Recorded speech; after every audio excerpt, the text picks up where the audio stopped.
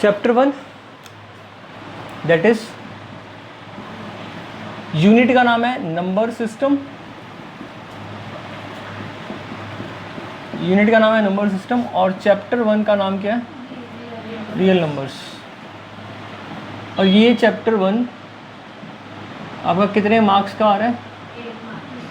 8 marks का, ठीक है। अच्छा, इस चैप्टर में कौन कौन से टॉपिक कवर करने हैं कल बताए थे? कौन कौन से लिखवाए हुए थे ना? तुमने नोट नहीं किए थे? लिखवाए थे ना? अच्छा, नोट नहीं किए थे, वैसे लिखे तो थे मैंने। चलो हम फर्स्ट टॉपिक की बात करते हैं। फर्स्ट टॉपिक, और फर्स्ट टॉपिक हमारा क्या है? Rational numbers. देखो, रैशनल नंबर के बारे में आप ऑलरेडी 8th क्लास में पढ़ के आए हो, तो 9th क्लास में हमें ऐसा नया क्या पढ़ना है कि रैशनल नंबर। अब तक कोई डाउट तो नहीं ना किसी को? नंबर चार्ट समझ में आ गया था ना? देख ली थी वीडियो आपने, है ना?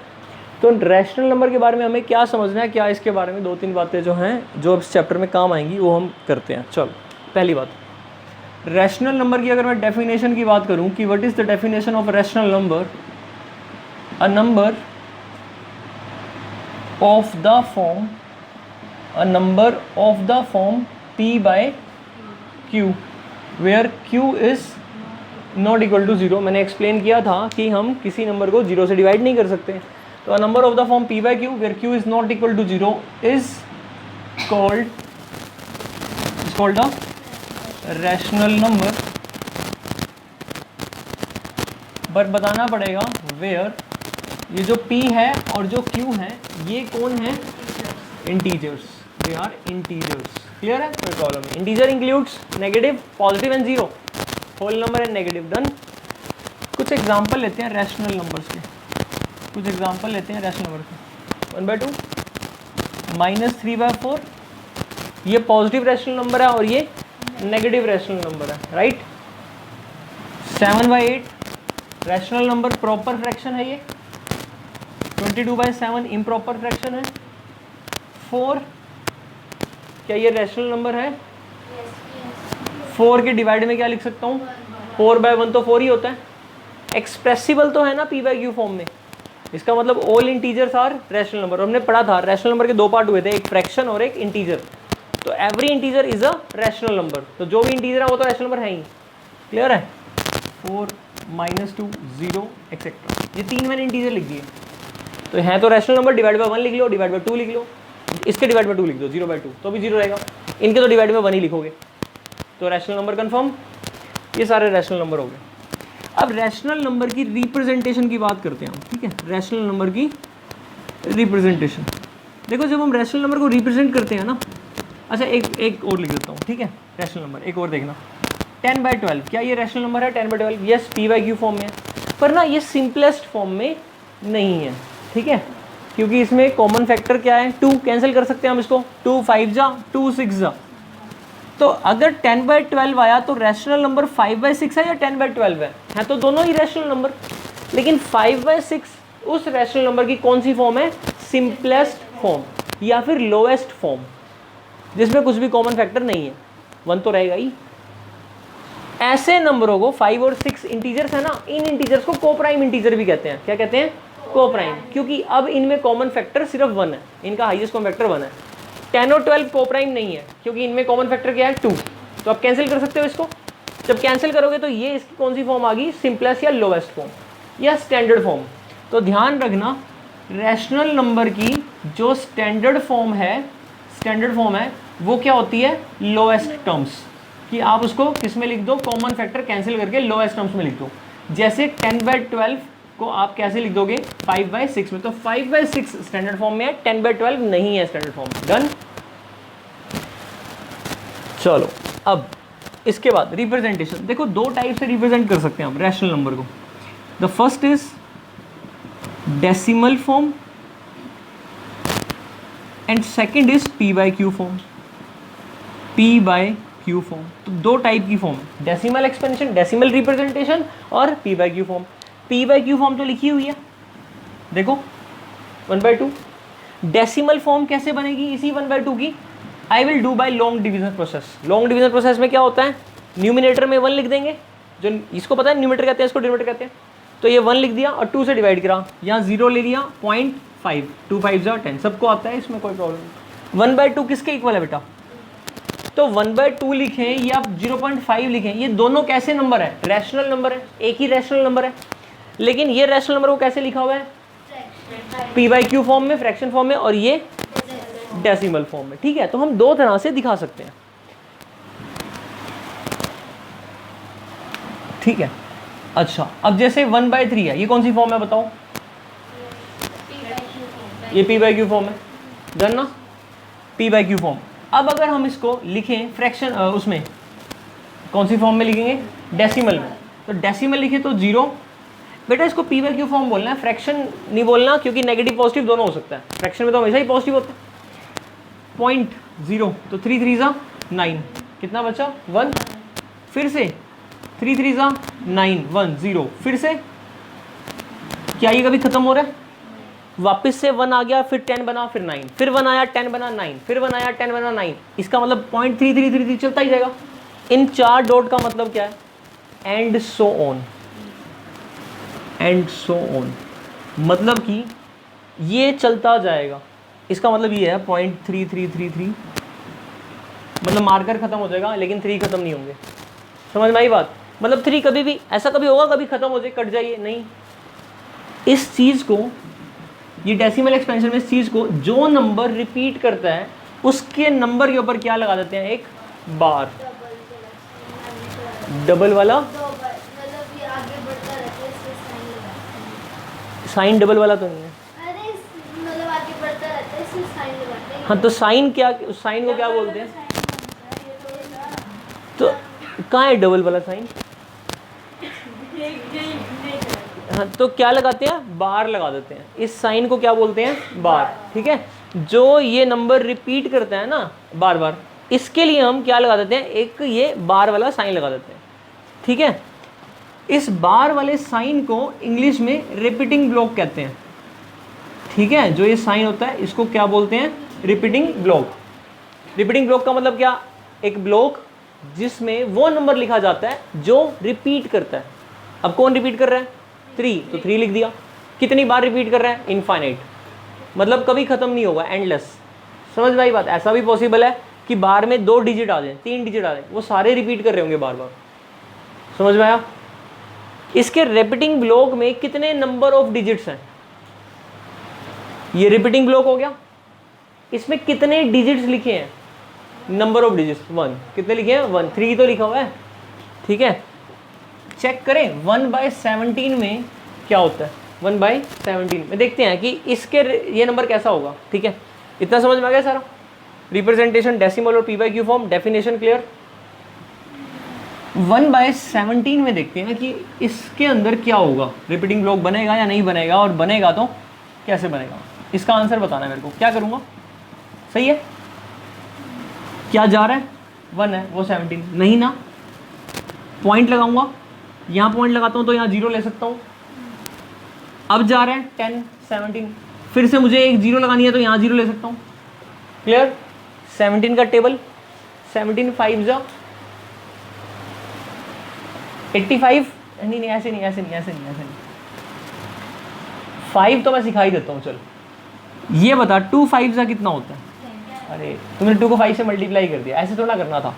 इसको 2 से डिवाइड कर दो, कितना आया? 2 को 2 से डिवाइड करेंगे, पीछे 0 लगा दो, आंसर आ गया।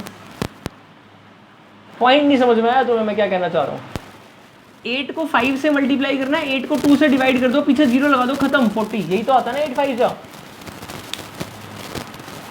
17 को 2 से डिवाइड करेंगे तो 8.5 आ गया, पीछे 0 लगा दो। 8.5 इंटू 10 85 नहीं बनेगा? ठीक है, multiplying by 5 is easy, dividing by 2 and adding 0 to end. समझ में आया मैं क्या करूँ? अरे मैंने उस 5 को 10/2 लिखवा दिया था, अब 2 से डिवाइड करके 0 लगा दी पीछे, तो 85। 17 5 जा 85, कितना बचा? 15। 0 लेंगे, अब फंस गए तुम, अब टेबल तो आता नहीं है। कितने बजे आएगा बताओ? 8 पे। अच्छा 17 की टेबल की तकलीफ है, कोई बात नहीं, कर लेना। 8 7 जा 56, 17 9 जा, अच्छा 9 जा निकालना बड़ा इजी होता है। 17 10 जा तो सबको ही आता होता है, 170। उसमें से आपने 17 माइनस करना है, 17 मत करो माइनस, 20 कर दो माइनस, 20 तो कर ही सकते हो, 3 प्लस कर दो, 153 प्लस कर लो 153। अब ये 153 से तो छोटा है तो पक्का 8 पे जाएगा। 8 7 जा 56, 5 लिख के करोगे क्या, ऐसे ही कर लो ना, 8 7 जा 56 तो 5 बच गया ना। अब 8 1 जा 8, 8 और 5 13। हैबिट मत बनाना, ये वाली बनी हुई है, ये हैबिट खराब है ये, ठीक है। तो आपने जैसे मैं कर रहा हूँ ना ऐसे ओरल ही करना है और ओरल वाली हैबिट बनानी है। तो 136 4 या 2 हो गया ना, इसे कट करोगे 4 माइनस 3 1, क्लियर। अब 0 देखो अभी भी 8 पे जाएगा, और किस पे जाएगा 136, कितना बचा 0, 17 2 जा 34, 60, 17 3 जा 51, कुछ तो तुम्हें भी आते हैं टेबल 3 4 तक 90, तो 17 5 जा 85, कितना बचा 50, 17 2 जा देखो 3 पे तो 51 हो जाता है, तो 17 2 जा 34, कितना आया 16, वापस कहीं रिपीट नहीं हुआ अभी तक 60। अब 9 पे जाएगा, 17 9 जा 153, क्लियर।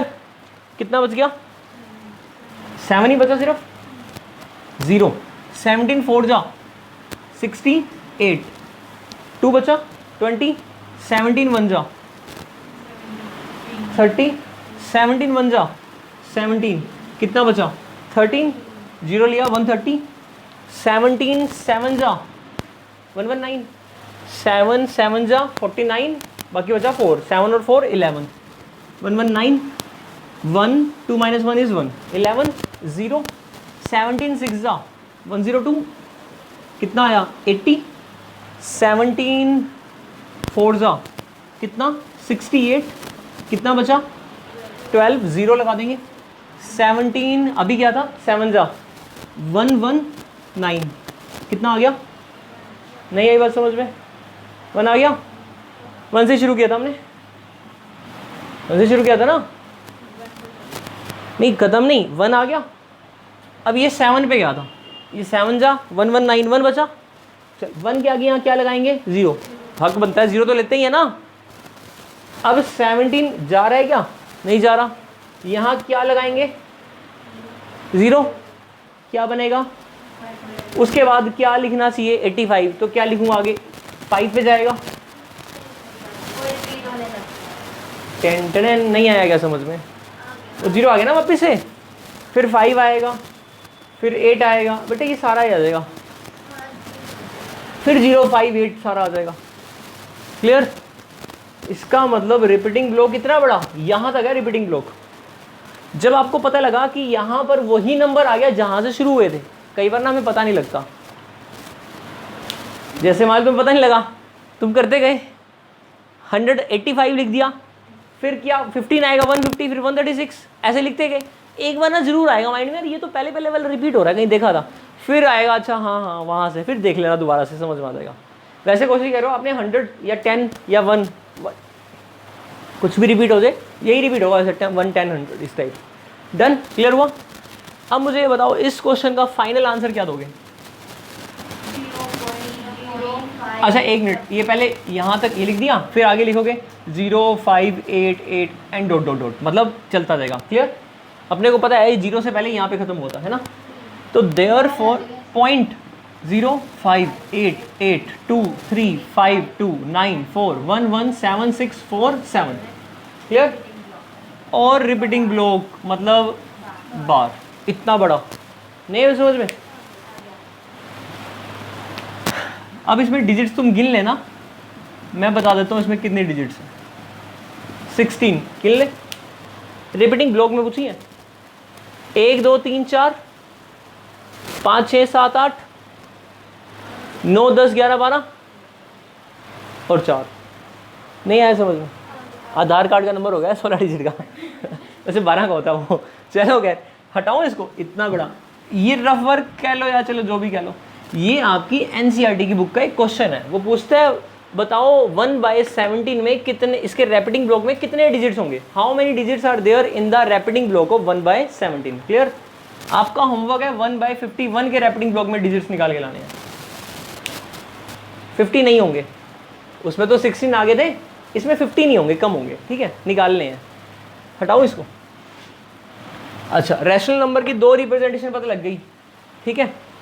अच्छा देखना 1/4 अब डिवाइड करें तो 14.0 लूँगा, 0.2 डिवाइड तो करना आता है ना, मैं अजीब से करता हूँ, पहले पॉइंट लगाता हूँ फिर जीरो लगाता हूँ, मतलब होता तो यही है ना। अब इतना छोटा लेवल पर मैं नहीं जा पाता, तो पॉइंट है ना। ये नंबर में रिपीटिंग ब्लॉक नहीं आया ना, और 1/3 जब किया था तो उस नंबर में 0.33333, तो उसको हमने कहा था हम तो इसको ऐसे बार बार ना लिखकर एक ही बार बार लगा देंगे, तो 0.3 बार हो गया। इसमें और इसमें क्या डिफरेंस है, दोनों में डिफरेंस तो है ही, है ना। इसको बोलते हैं, नहीं बोलते हैं रैशिंग। हाँ, तो स्कूल वाली मैडम वाली बातें यहाँ मत झाड़, समझ में आई बात, तो स्कूल मैडम से सीख। टर्मिनेटिंग, ये क्या हुआ, एक वर्ड होता है टर्मिनेट करना। टर्मिनेट करने का मतलब क्या होता है? नहीं बेटा, वोकैबुलरी, इंग्लिश। अरे टर्मिनेट करना, किसी को जॉब से निकाल देना, टर्मिनेट कर देना। किसी काम को फिनिश करना, टर्मिनेट हो गया वो काम, स्टॉप हो गया। टर्मिनेट करने का मतलब फिनिश। ठीक है। टू टर्मिनेट द टास्क, अरे कंप्यूटर में भी आता है ना टर्मिनेट द टास्क, मतलब एंड कर दो टास्क को। जहाँ हम टर्मिनेट वर्ड यूज़ करते हैं ना, उसका मीनिंग होता है कि उस चीज़ को स्टॉप कर दो, ख़त्म कर दो, एंड कर दो, फिनिश कर दो। क्लियर हुआ? इस नंबर का ये डेसिमल आया, डेसिमल के बाद जो ये नंबर फैला हुआ है 25 लिखा हुआ है ना, इसको बोलते हैं उसकी एक्सपेंशन। तो ये नंबर क्या है, डेसिमल एक्सपेंशन में है। डेसिमल के बाद इसकी एक्सपेंशन कैसी है, टर्मिनेटिंग है, मतलब स्टॉप हो गई ना। समझ में आया? जो नंबर डेसिमल के बाद, अब इसमें 2 डिजिट हैं, कितने भी डिजिट हो उससे फर्क नहीं पड़ता, लेकिन एंड में 1 डिजिट के बाद तो खत्म हो ही जाएगा ना। अगर नहीं होता खत्म फिर तो बार लगाते। इसका मतलब ये नंबर कैसा हुआ, टर्मिनेटिंग डेसिमल एक्सपेंशन वाला। क्लियर? जब भी नंबर टर्मिनेटिंग होता है तो कभी भी रिपीट थोड़ा ना करेगा वो, तो क्या बोलेंगे उसको, नॉन रेपिटिंग। अच्छा, रेपिटिंग को हम ये वर्ड भी यूज बोलते हैं, ये भी बोलते हैं, क्या बोलते हैं, रैकर, रैकरिंग, एक ही बात है, रैकरिंग या रिपीटिंग। ठीक है। रीअक्कर, दोबारा से होना, और मैंने लगा दिया नॉन रीअक्कर, मतलब नॉन रैकरिंग या नॉन, एक वर्ड यूज कर लेना, रेपिटिंग या रैकरिंग एक ही बात है।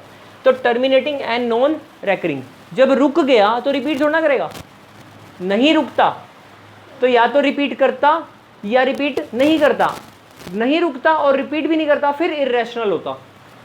लेकिन रैशनल है तो या तो रुकेगा या नहीं रुकेगा, तो रिपीट करेगा। ये नहीं रुका, रुका कहीं, ये नहीं रुक रहा, लेकिन पागल हो गया, वो घूमता जा रहा है ना अपनी साइकिल में ही, नहीं है समझ में। वो खिलौना देखा, चाबी भरते हैं तो थोड़ी देर तक चलता है, उसके बाद क्या हो जाता है, टर्मिनेट, रुक जाता है। समझ में आई बात? लेकिन अगर आप ज़्यादा भर दो तो वो चलता ही रहेगा, लेकिन आप उसका पाथ ऐसा फिक्स कर दो कि वो गोल गोल उसी जगह पर चक्कर घूम रहा है, तो कैसा हो गया, नॉन टर्मिनेटिंग बट रैकरिंग। और वो कहीं भी निकल जाए और रुके भी ना, तो फिर क्या हो जाएगा, नॉन टर्मिनेटिंग और नॉन रैकरिंग। ठीक है। तो अभी हमने बात करी कि ये वाला कैसा हुआ, ये हुआ नॉन टर्मिनेटिंग। ठीक है, रट्टा नहीं लगाना, टर्मिनेटिंग वर्ड का मीनिंग पता होना चाहिए पहले तो बच्चे को। नॉन टर्मिनेटिंग एंड साथ में क्या हुआ, बोलूँगा ना इसको रैकरिंग, क्योंकि ये रिपीट हो रहा था 333, इसीलिए तो टर्मिनेट नहीं हो रहा था, क्योंकि रिपीट हो रहा था। क्लियर? और अगर टर्मिनेट नहीं हो रहा था तो वो रिपीट हो रहा था, हमने लिख दिया। इसका मतलब रैशनल नंबर की डेसिमल एक्सपेंशन 2 टाइप की होती है। रैशनल नंबर की डेसिमल एक्सपेंशन कितने टाइप की होती है, 2 एक वो टाइप जिसमें वो सुंदर सुंदर से होते हैं, मतलब कि टर्मिनेट हो जाते हैं। एक वो जिसमें सुंदर नहीं होते, लेकिन फिर वो कैसे होते हैं, बार वाले हो जाते हैं, क्या नहीं, तो उसमें वो कैसे होता है, non terminating but recurring. Clear? Irrational number rational number से बिल्कुल अलग है, बिल्कुल अलग है। वो कहते हैं हम टर्मिनेट तो होंगे नहीं, मतलब हम क्या हो जाएंगे, नॉन टर्मिनेटिंग, और हम हमारे में बार भी लगाने की हिम्मत मत करना, रिपीट भी नहीं। जैसे √2 को आप निकालो ना, वो 1 1 ऐसे करके, सीखा ना, नहीं सीखा, स्क्वायर एंड स्क्वायर रूट वाले चैप्टर में था ना, ये 8 क्लास में ही सिखाते हैं स्क्वायर एंड स्क्वायर रूट निकालना। इसका आंसर पता क्या निकलता है? √2 का 1.414 एंड सो ऑन। कभी भी रिपीट नहीं करता ये, और कभी भी टर्मिनेट नहीं करता। जैसे पाई इर्रेशनल नंबर है, 3.1415 एंड सो ऑन। समझ में आई बात? पाई डे पता है कब मनाते हैं? पाई डे 14 मार्च को। ये 14 हो गया ना, 14, और ये 3 का मतलब मार्च। 14 मार्च को पाई डे मनाते हैं, क्योंकि पाई की वैल्यू 3.1415 एंड सो ऑन है। ठीक है, इसकी वैल्यू पता है कितनी होती है? ये कितने डिजिट तक लिखा होता है? मिलियंस ऑफ प्लेसेस तक लिखा होता है। ये कितने पर? मिलियन, मतलब लाखों करोड़ों प्लेसेस तक। उसके बाद भी इसकी वैल्यू खत्म नहीं होगी। इसकी एग्जैक्ट वैल्यू आज तक किसी ने नहीं निकाली, पर एग्जैक्ट क्या खत्म ही नहीं होगी, इनफाइनाइट डिजिट्स हैं। लेकिन रामानुजन मैथमेटिशियन थे रामानुजन, उन्होंने इस पाई की वैल्यू को मिलियंस ऑफ प्लेसेस तक, लाखों करोड़ों प्लेसेस तक उन्होंने निकाल कर दिखाया। और हाँ, नहीं निकल गई मतलब एंड तो बेटा खत्म नहीं होगा ना, ये रिपीट भी नहीं होएगी, चलती रहेगी इर्रेशनल, ये चलती रहेगी। अब मतलब तो ये चाहते हैं कि पाई की वैल्यू एग्जैक्ट कितनी है, फिनिश हो जाए, ऐसा नहीं होगा, खत्म नहीं होएगी। अगर हमें पाई को मल्टीप्लाई करना है तो हम ना सिग्निफिकेंट डिजिट देख लेते हैं, डेसिमल के 2 डिजिट तक। अच्छा एक बात सोचो, अगर मान ले 1.41428537, इसको तुझे 10 से मल्टीप्लाई करना है, तो आंसर कितना आएगा? 14.14। यही तो है, ये डेसिमल अगले पे चला जाएगा, तो सबको पता है या नहीं पता? इसकी वैल्यू 14.1 ही होगी ना अप्रोक्स, क्या नहीं? अगर ये रुपीज़ में है, 10 रुपीज़ है, तो 10 को इतने से मल्टीप्लाई करूँगा तो क्या होगा? 14.1 रुपीज़। 14 रुपीज़ और 0.1 मतलब 10 पैसे। आपने किसी को इतने रुपए देने हैं या लेने हैं, तो 14.1 रुपीज़ अगर आपने लेने हैं तो 14 रुपीज़ तो लोगे, कि 0.1 भी ले लोगे। लेकिन अगर यहाँ पर 10 करोड़ हो, तो अब 14 करोड़ 0.1 का मतलब क्या होगा? लैक्स में तो जाएगा कि नहीं? तब हमें इसकी डिजिट्स की ज़्यादा वैल्यू चाहिए होगी। समझ में आई बात? जब हमारा नंबर बड़ा होगा तो डेसिमल के आगे डिजिट्स की ज़रूरत भी ज़्यादा होगी। जब हमारा नंबर छोटा होगा तो मैटर कम करेगा। तो रामानुजन ने कहा जितना तुम्हें बड़ा चाहिए हम बड़ा दे सकते हैं, क्योंकि हमारे पास सब फॉर्मूले हैं। लेकिन ये नहीं कहा ना कि ख़त्म हो गया, ख़त्म तो होता ही नहीं कभी भी। रूट वाला कोई नंबर नहीं होता पाई, इसीलिए इसको क्या बोलते हैं? Irrational number. तुम्हारी बुक में 50 डिजिट तक लिखा हुआ है, 50 डिजिट तक तुम्हारी बुक में पाई की वैल्यू 50 डिजिट तक लिखी हुई है। दिखाऊँ? 14.2 का क्वेश्चन नंबर 7 निकालना जरा। 14.2 एक्सरसाइज का क्वेश्चन नंबर 7। 14.2 आगे ये 13 चैप्टर है। आगे 14.2 आगे हाँ 7th क्वेश्चन। देखो 14.2 7th क्वेश्चन। कर आगे कर पेज नंबर बोल दे। मिला 7th क्वेश्चन? पढ़ बेटा पढ़। पाई की वैल्यू देख क्या दे रही है। 5 टेलीफोन नंबर लिख रखे हैं 10-10 डिजिट वाले। 3.1415 आगे लिख देगा ना। मिला?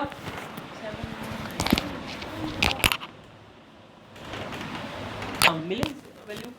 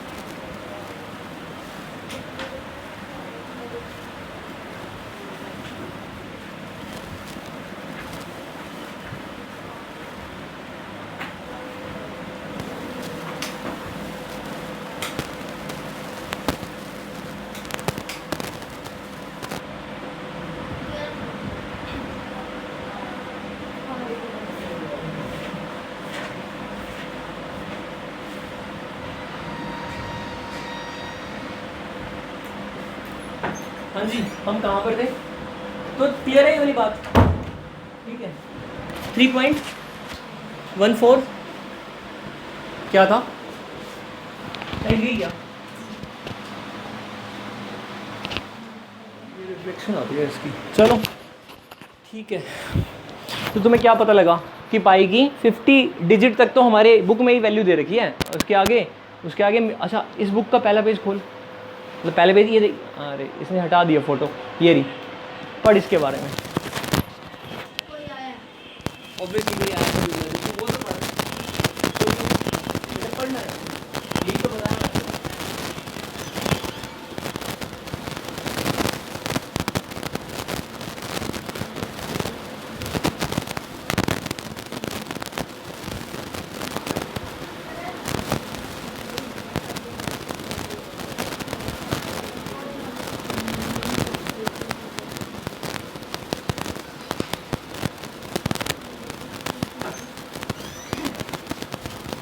हाँ जी, कहाँ पर दें?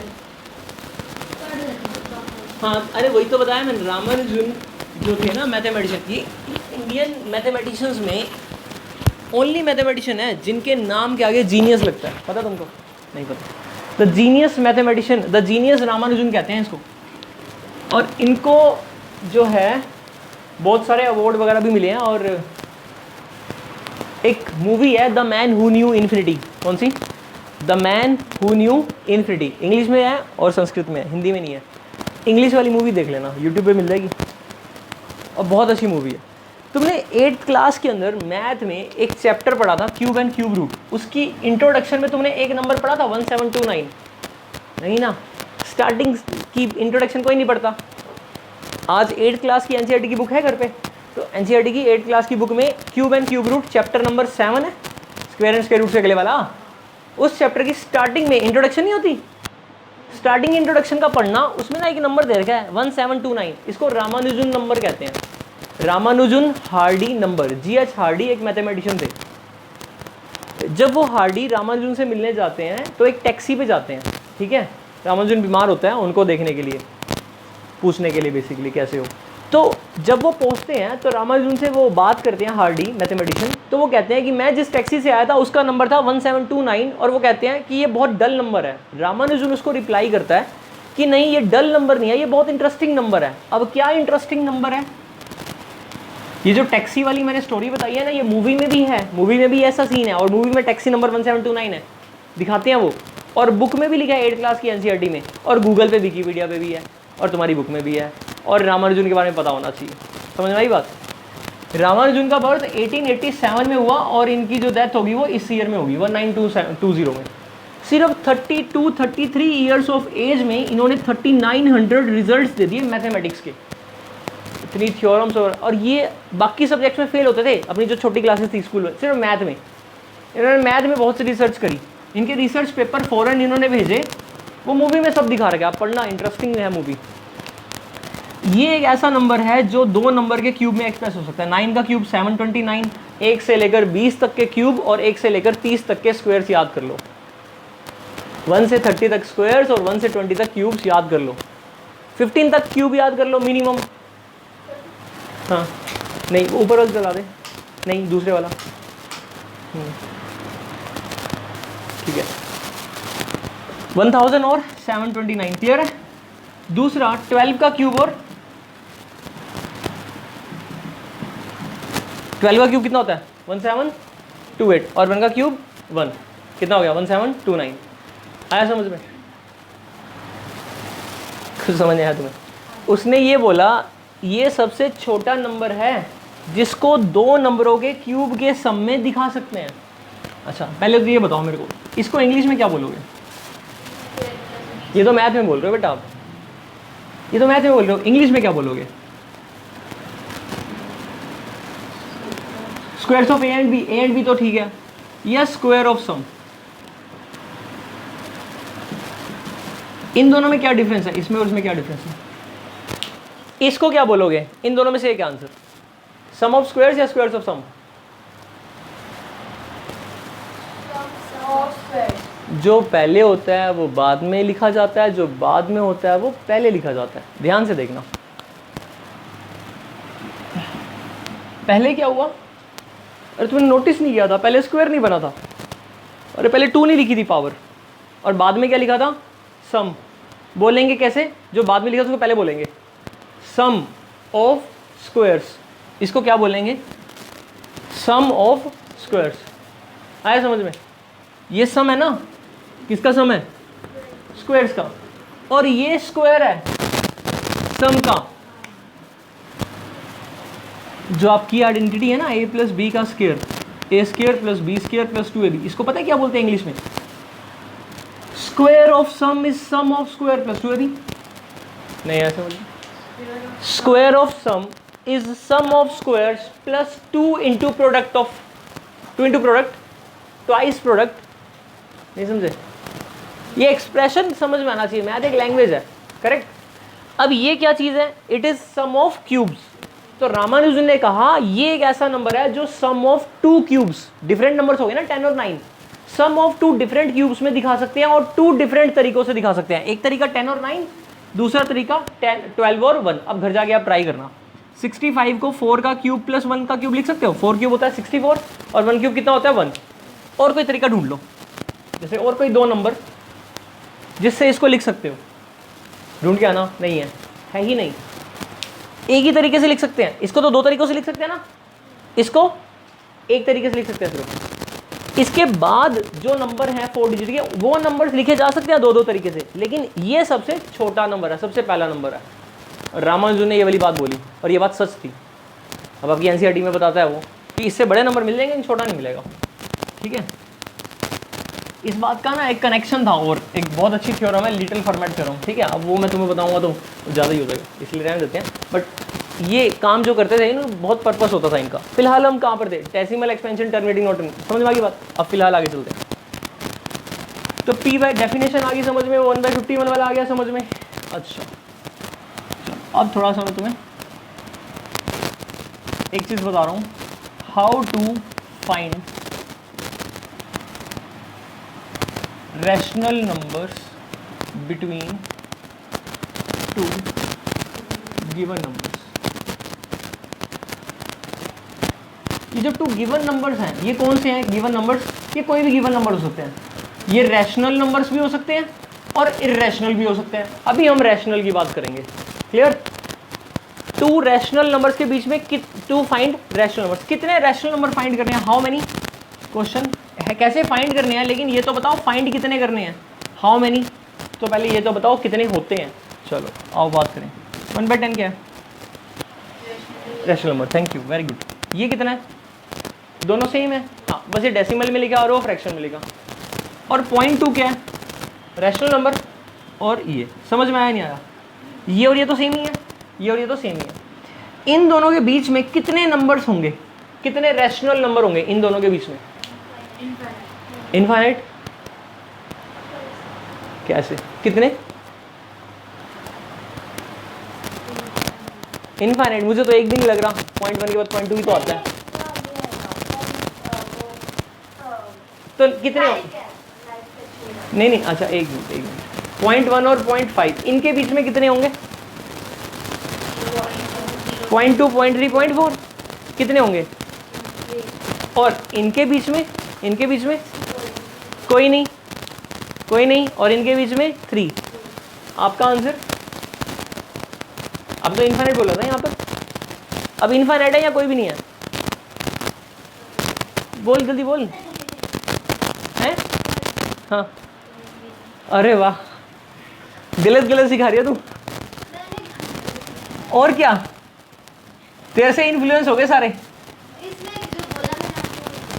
सब इससे इन्फ्लुएंस हो गए। इनफाइनाइट है बेटा दोनों में, कितने हैं, दोनों में इनफाइनाइट है, सही बोल रही थी। लेकिन तेरे को कॉन्फिडेंस नहीं है कि तेरे को ये पता है कि ये इनफाइनाइट है, लेकिन तूने धक्के से बोल दिया इनफाइनाइट है। तेरे को खुद पता है इनफाइनाइट है, बता कैसे है इनफाइनाइट, तूने बोल दिया। आप बता बेटा, आपने बोला कि ये इनफाइनाइट है, आपको पता है लॉजिक की इनफाइनाइट क्यों है, ये है सही बिल्कुल कि इनफाइनाइट है, पर ये बताओ ना इनफाइनाइट क्यों है। अगर हम इसे 1/10 लिखी, इसे 2/10, इन दोनों को 10 या फिर शाबाश, चलो वेरी गुड। मैं आपको एक बात बताता हूँ, सुनो। आप जब छोटे थे, तो आप 0.1 को ऐसे खेलते थे 1/10, ऐसे करते थे नहीं करते थे, और इसको ऐसे लिख देते थे, है ना, याद हो तो। अच्छा ऐसे कुछ ऐसे याद है 34 × 10 की पावर 5, तो इसको 3.4 × 10 की पावर 6 लिख देते थे, साइंटिफिक नोटेशन। अरे यार 10 की पावर 6 आ गई तो एक डेसिमल नहीं आ जाएगा? पढ़ा नहीं तुमने, मैथ और साइंस दोनों में कमी है कुछ। ऐसे करते थे ना कुछ साइंटिफिक नोटेशन में, सन का मास, मून का, इस टाइप से वो करते थे। इतना बड़ा डिस्टेंस तो 1.28 और फिर 10 की पावर करते थे। सीख ले फिर ये, ठीक है बेटा। अगर मैं 0.10 लिखूं तो अच्छा 0.1 और 0.10 में फ़र्क क्या है ये बता दो मेरे को। क्या ये दोनों बराबर है?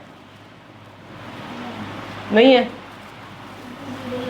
हाँ इक्वल हैं, इक्वल हैं, क्योंकि रुक जा, अब 0.10 है, इसको 10/100 लिखेंगे। अरे सीखा था ना डेसिमल के बाद 2 डिजिट हैं तो 2 नीचे 2 0 आते हैं। ये 0 से 0 कटने के बाद 1/10 ही तो आ गया।